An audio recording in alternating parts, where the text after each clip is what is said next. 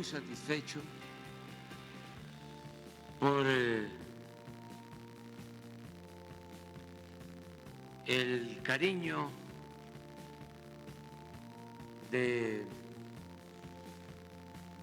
muchos mexicanos. Este martes, 1 de octubre, a las 9 de la mañana, hora mexicana, la banda presidencial será colgada a Claudia Sheinbaum Pardo, la primera presidenta electa de los Estados Unidos mexicanos durante 200 años de procesos electorales en esa nación. Durante el mandato de Andrés Manuel López Obrador en México, se convirtió en el principal socio comercial de Estados Unidos y desplazó a China y Canadá, así como el país exhibe un récord en remesas, pues actualmente es su principal fuente de ingresos.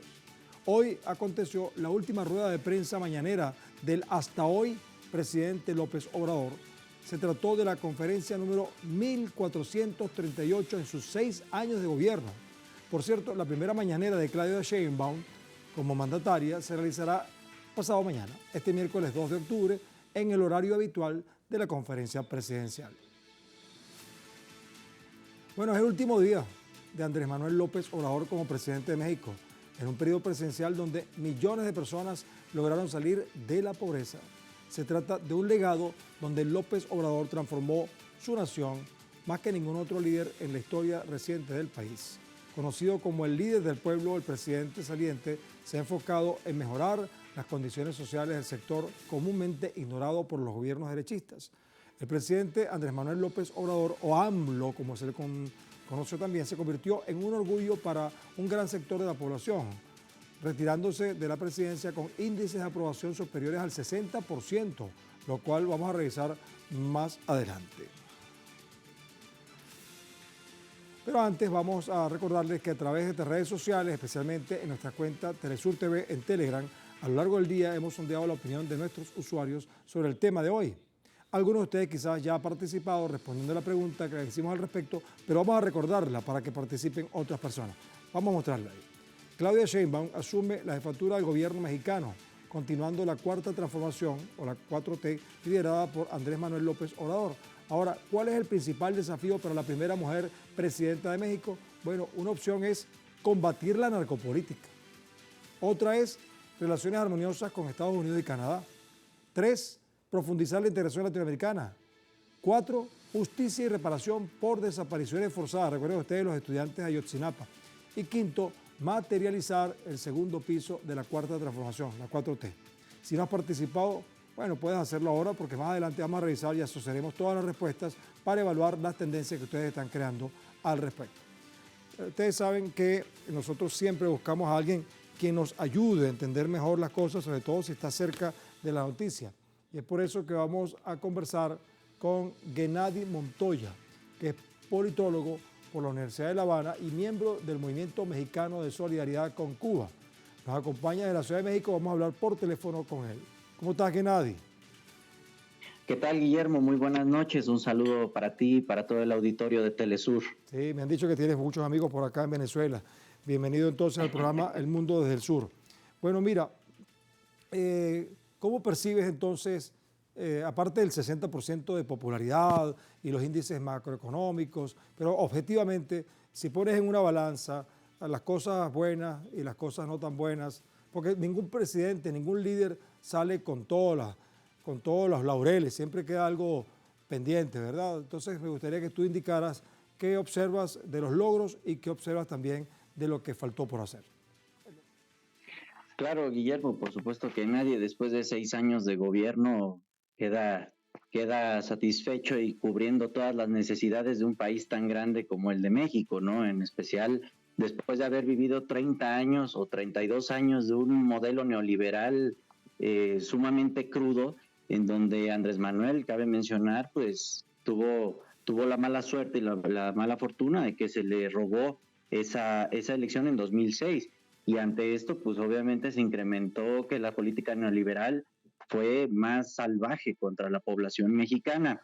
Y bien, pues sí, eso es un momento tanto de alegría como de tristeza, pero es necesario entender que ha sido un proceso dialéctico, un proceso en donde la transformación, la llamada transformación encabezada por Andrés Manuel, pues no puede concluir en 6 años, sino que él marca el inicio de este periodo, el inicio de este momento histórico que queda bien con Claudia para que podamos continuar ese momento. Y bien, pues son diversas aristas, es muy amplio el análisis que se puede hacer tanto a nivel interno como a nivel externo para complementar esta política de Andrés Manuel López Obrador y la participación de la población. Sí, bueno, entonces voy a ayudarte un poquito con un material que aquí nuestro equipo de producción, rescató, porque el gobierno de López Obrador estuvo caracterizado por el humanismo mexicano, que contribuyó a la salida de la pobreza de 100,000 personas mensualmente. Increíble, ¿no? De acuerdo con información del Banco Mundial, el gobierno de López Obrador registró un aumento salarial de 151% en términos reales, algo que no sucedió en los últimos 40 años. Asimismo, una fuente gubernamental detalló que las personas con discapacidad reciben un apoyo directo de 100 pesos bimestrales, es decir, cada 2 meses, es decir, $156,6, que es universal en todo el país. Yo no sé si eso es útil para que tú me ayudes a confeccionar también una interpretación del avance socioeconómico de México, Gennady. Claro que sí, Guillermo, y justamente como lo dices, estos programas sociales han llegado de manera directa a más de 30 millones de hogares. ¿Por qué es una política pública integral? Porque aquí hay muchos factores que atacar, entre ellos el tema de la seguridad. Pero bien, esto no se puede concretar si no se explica que al inicio del gobierno de Andrés Manuel se entró en una austeridad republicana que generó ahorros por más de 200,000 millones de pesos al año. Y eso logró poder expandir estos programas sociales, cosa contraria a los modelos neoliberales que se enfocaba en mandar estos recursos públicos a manos de unos cuantos, en su mayoría los poderes fácticos. Y bien, no solamente se ha tenido ese tema en los programas sociales, sino que también se ha abarcado el trabajo en obras grandes de infraestructura que dan una permanente garantía y un permanente beneficio a la población de México, que en su mayoría ha permanecido en el olvido.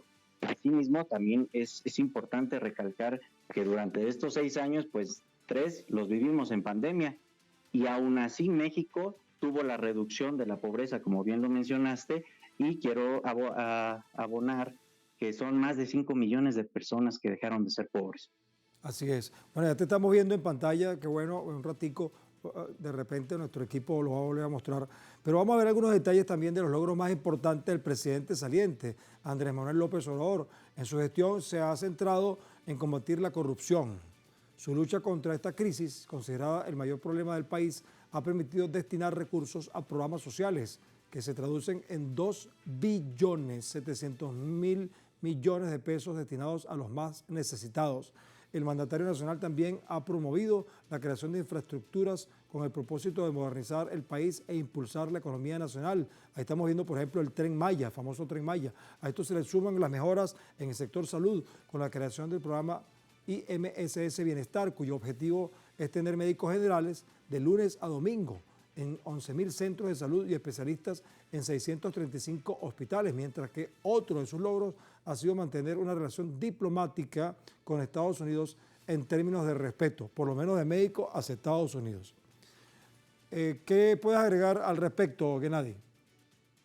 Sí, así mismo, como te comentaba, estos programas sociales también se han enfocado en otros llamados Jóvenes Construyendo el Futuro o Sembrando Vida, que no solamente se han quedado dentro del país, sino que han trascendido las fronteras en países de Centroamérica y también incluso en Sudamérica para tratar de combatir la migración. Bien, quiero abonar también el tema de la infraestructura y de las obras magnas como los aeropuertos y las refinerías para lograr esa soberanía, no solo energética, sino la soberanía total nacional que permite a cualquier gobierno, como el de Andrés Manuel en este caso saliente, que ganó con más de 30 millones de votos, y el que entra con Claudia Sheinbaum con más de 36 millones de votos, le permite un margen de maniobra diplomática que le permite estar a par y al parejo con otros países, en este caso Estados Unidos, que no es por el reto que se tiene de acuerdo a lo que se vaya a elegir en el país del norte.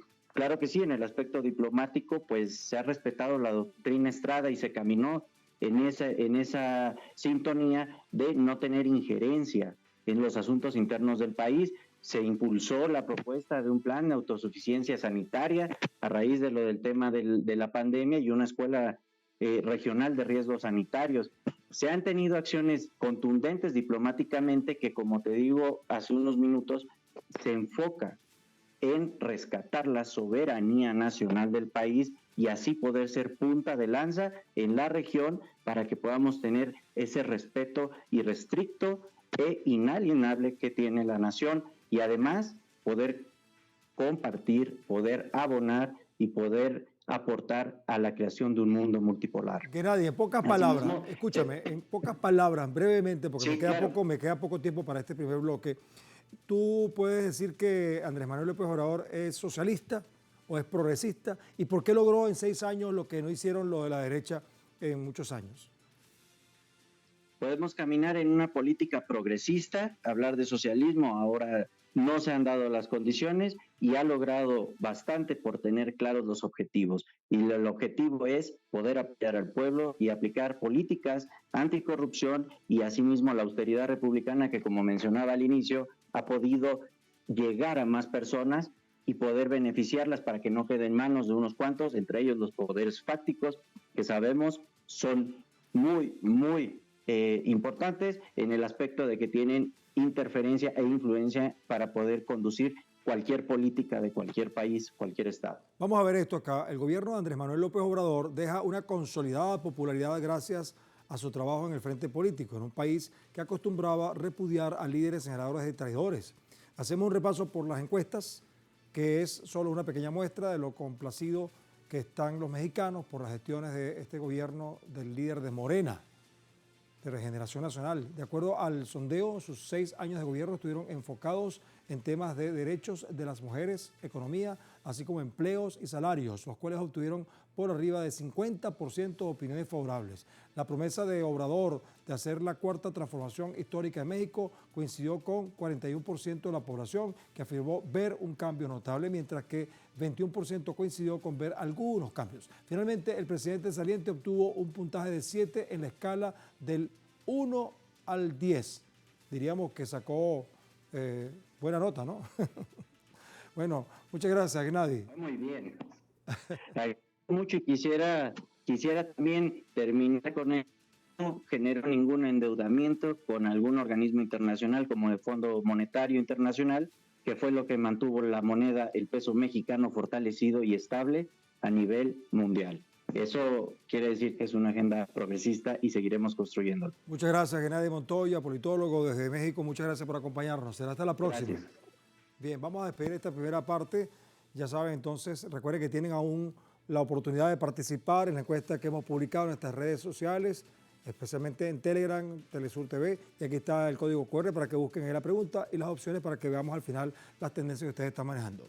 Bueno, vamos a hacer una pausa, después regresaremos para seguir hablando de la coyuntura de México y especialmente lo que se avecina con la nueva presidenta Claudia Sheinbaum, una nueva oportunidad para el mundo desde el sur.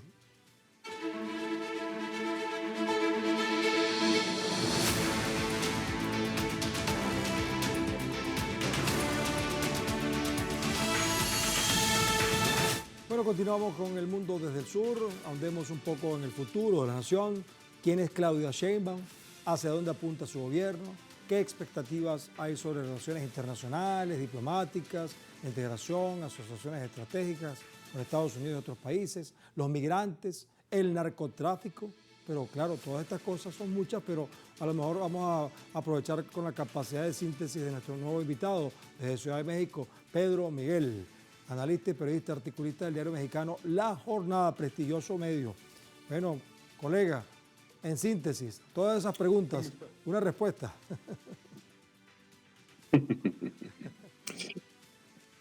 Mira, yo creo que uno de los retos más complejos para la nueva presidencia es la relación con Estados Unidos.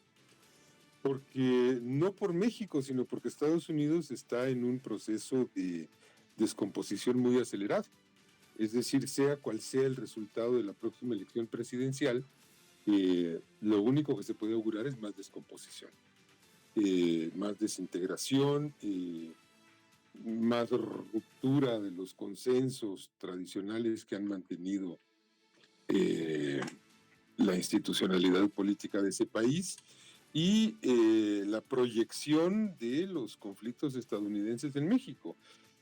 Es complicado tener 3,000 kilómetros de frontera con el narcoestado, porque Estados Unidos es el narcoestado, es decir, esto expresa los problemas de delincuencia, los problemas que se han tenido en México tradicionalmente, el eterno afán injerencista de Estados Unidos en la política interior mexicana.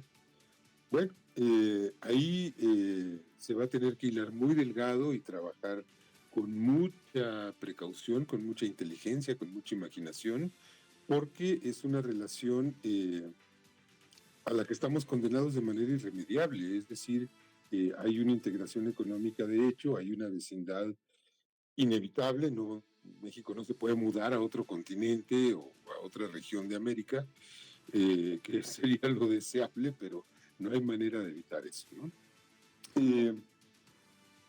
Y al mismo tiempo eso le da a México fortalezas económicas, como el hecho de ser el primer socio comercial de Estados Unidos, lo cual es una ventaja, pero también pues, problemas de tráfico de armas, problemas de que Estados Unidos es el principal mercado de drogas, es el principal abastecedor de armas para el narcotráfico, es el principal lavador de dinero para los cárteles y es el gran beneficiario, y lo ha sido por décadas, de la llamada guerra contra las drogas como un instrumento injerencista en toda América Latina, que sabemos que la guerra contra las drogas, así llamada, es en realidad una guerra por el narcotráfico, para auspiciar toda la ilegalidad.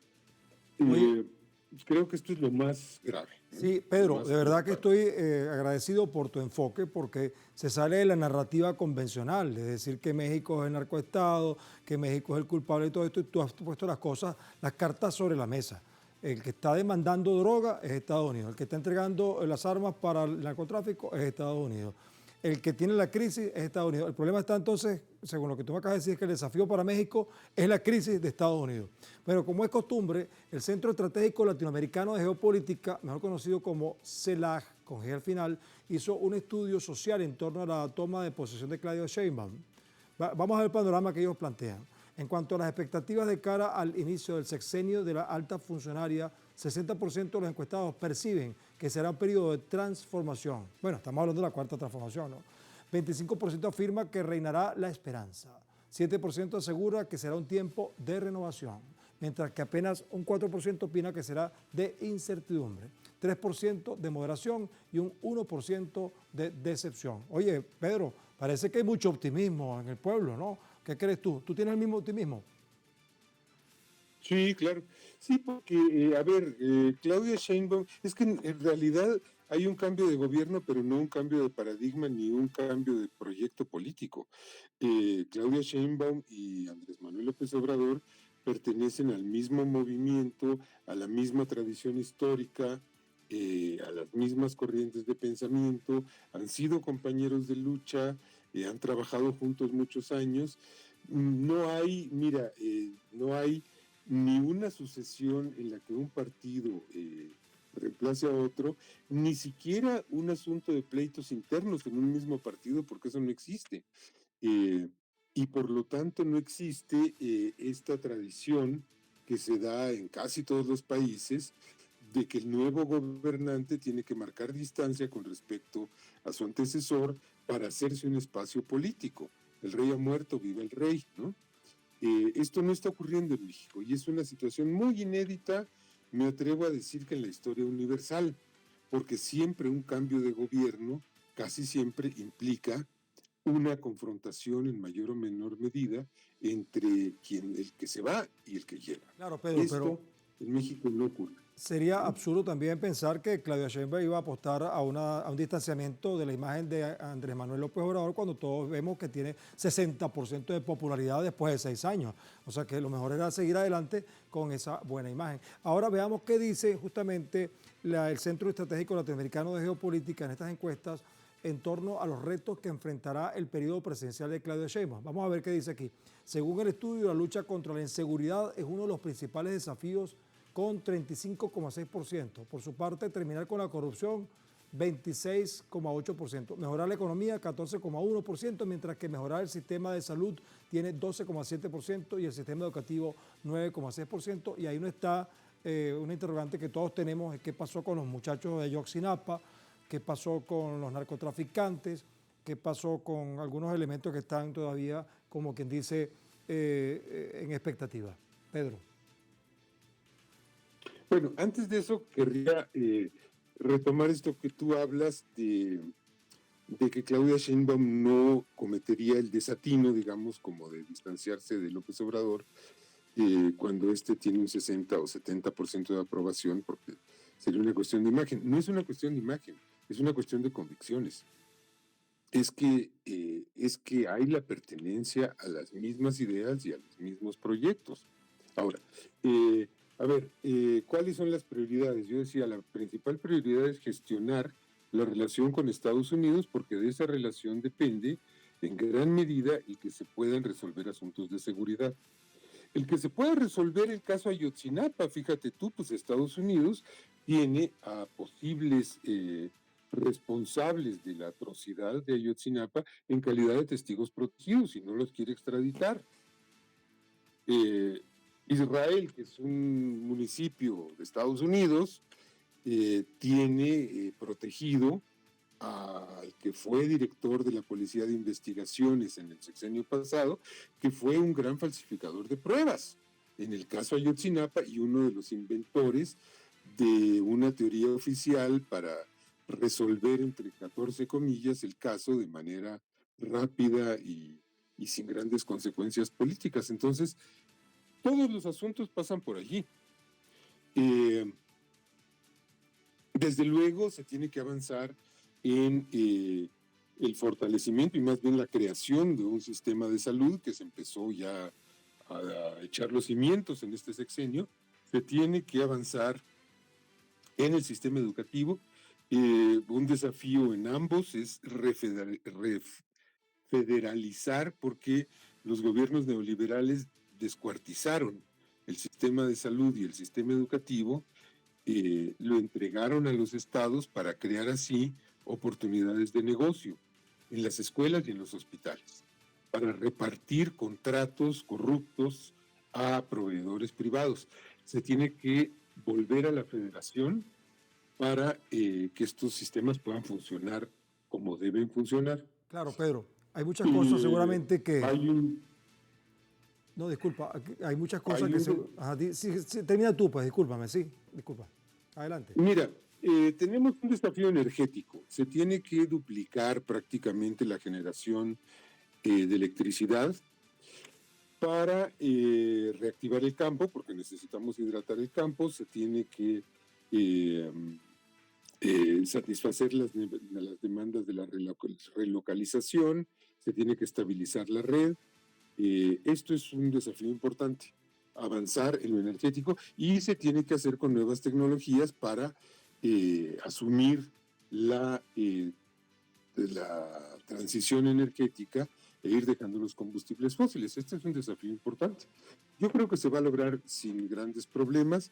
Claudia Sheinbaum es una experta en energía, es una mujer muy consciente. Se va a avanzar en materia de género, se va a avanzar en materia ambiental.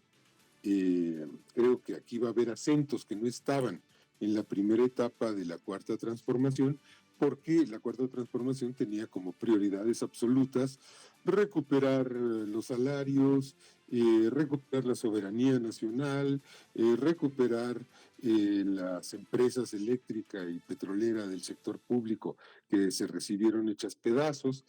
Entonces, hay muchos sectores en los que se puede avanzar bien y a buen ritmo, pero que a mi modo de ver, no representan grandes preocupaciones.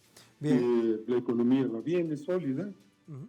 Pedro, tú sabes que nosotros hicimos nuestra encuesta también a través de Telegram, en la cuenta de Telesur TV. Es bueno que escuches a ver el resultado de nuestra audiencia en torno a esto. Le preguntamos a la gente, Claudia Sheinbaum asume la jefatura del gobierno mexicano, continuando la cuarta transformación, liderada por Andrés Manuel López Obrador, y le preguntábamos al público cuál es el principal desafío para la primera mujer presidenta de México. Y le colocamos 5 opciones, a lo mejor no son las únicas, pero nos parecieron las más importantes. Una es combatir la narcopolítica. Sobre esto, ¿sabes cuánto respondieron? 29%, casi un tercio. Sobre las relaciones armoniosas con Estados Unidos y Canadá, solo un 2% piensan que eso es importante. Qué curioso, ¿no?